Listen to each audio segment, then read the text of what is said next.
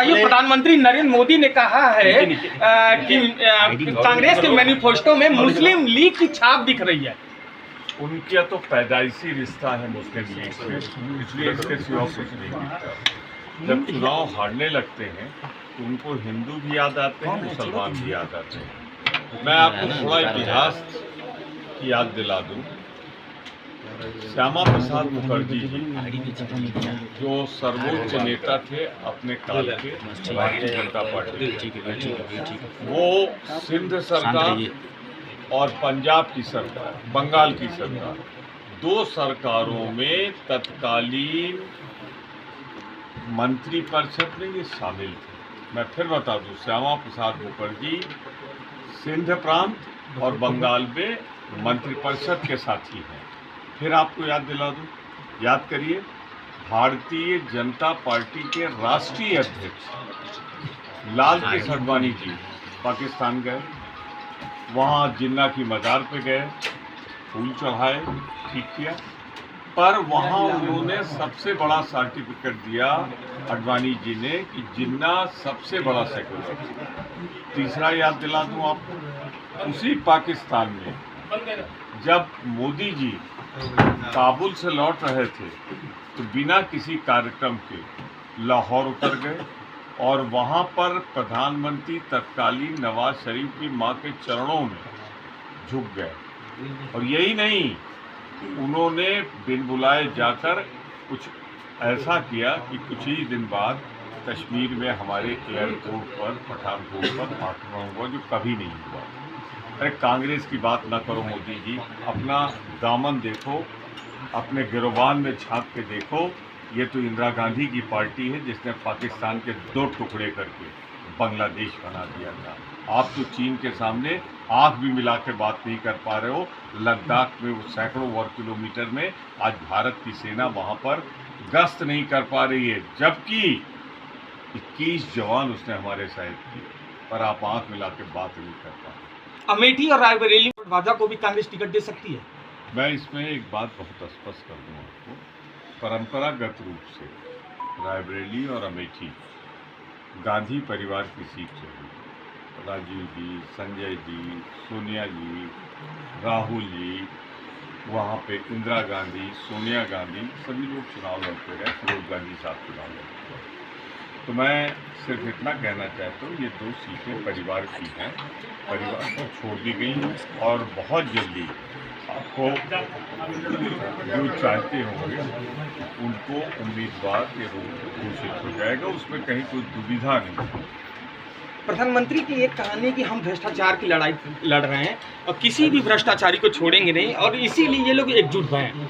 सबसे पहले उन्हें अपने खिलाफ कार्रवाई करनी चाहिए, अमित शाह जी के खिलाफ कार्रवाई करनी चाहिए, भारतीय जनता पार्टी की जो पार्टी की एक रजिस्ट्रेशन होता है उसे बंद कर देना चाहिए, क्योंकि जो अभी सुप्रीम कोर्ट के आदेश, ऐसे तो छिपा रहे थे, इलेक्ट्रल बॉन्ड आया है, उसमें उन कंपनियों का पैसा लगा है जिसमें ईडी, सीबीआई इनकम टैक्स जांच कर रही थी। कुछ कंपनियां जो घाटे में चल रही थी वो कैसे दे सकती हैं? छोड़ दीजिए, शराब कांड में जिस शरद रेड्डी का नाम आ रहा है, 55 करोड़ तो उसका चंदा है। तो इसमें तो देश के आर्थिक अपराधियों का चंदा लेने वाली पार्टी ईमानदारी की बात न करे, बल्कि हिसाब देखिए, 8,000 करोड़ रुपए भारत का लूटा गया है, भारत की जनता का लूटा गया है, माल भी बरामद हो गया है, रंगे हाथ पकड़े भी गए हैं। उसके बाद बेशर्मी से अगर भ्रष्टाचार से लड़ने की बात कर रहे हैं तो सबसे पहले इसका हिसाब दें देश की जनता को, जो इलेक्ट्रल बॉन्ड में 8,000 करोड़। कांग्रेस के कई नेता इस समय जो पुराने साथी रहे हैं छोड़ के दूसरी पार्टियों में जा रहे हैं, इसका देखो भैया, विपक्ष में रह के कलेजा चाहिए, हिम्मत चाहिए, साहस चाहिए सत्तारूढ़ दल, वो भी बीजेपी जैसी पार्टी से लड़ने के लिए।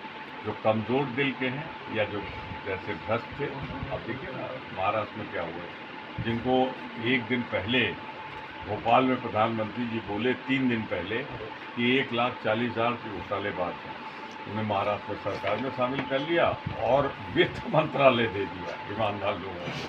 तो ये मोदी जो कहते हैं करते नहीं। आप बताओ, 2 करोड़ रुपए प्रतिवर्ष नौकरी पे बात नहीं करते, 20 अब तो 10 साल में 20 करोड़ होनी चाहिए।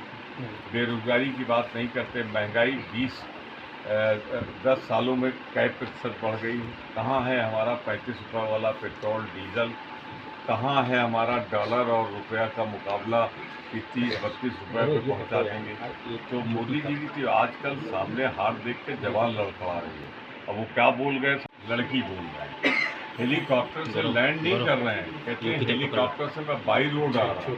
तो सामने पराजय देखकर ये सारी हरकतें हो रही हैं।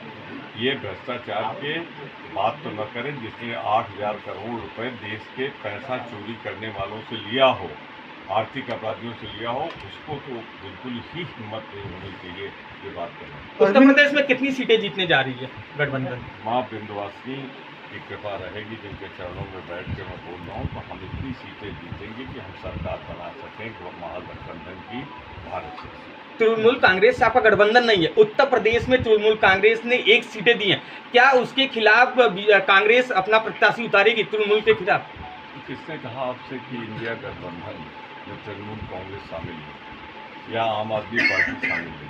ठीक है, बंगाल में हमारा सामरिक दृष्टिकोण से, राजनीतिक दृष्टिकोण से अलग अलग लड़ना उचित था। इससे Bharatiya Janata party anti TMC vote सब नहीं ले जा पाएगी। दूसरी बात, सरकार बनाते वक्त ममता जी हर मीटिंग अटेंड करती, मैं डिप्टी लीडर के नाते हर मीटिंग में रहता हूँ, वहाँ पे टीएमसी का प्रतिनिधित्व रहता है और वो कहते हैं, उन्होंने कभी नहीं कहा कि हम अलग हो गए हैं। आम आदमी पार्टी, आप देखिए ना, दिल्ली में हम सीटें मिलकर लड़ रहे हैं, पर पंजाब में फिर आम आदमी पार्टी के खिलाफ वोटों का बंटवारा ना हो जाए कहीं और बीजेपी फायदा ना उठा ले, अकाली दल फायदा ना उठा ले, वहाँ हम अलग अलग लड़। अगर आप ये वीडियो YouTube पर देख रहे हैं तो हमारे चैनल को सब्सक्राइब करें और बेल आइकन को दबाना ना भूलें। अगर आप Facebook पर ये वीडियो देख रहे हैं तो हमारे पेज को लाइक करें।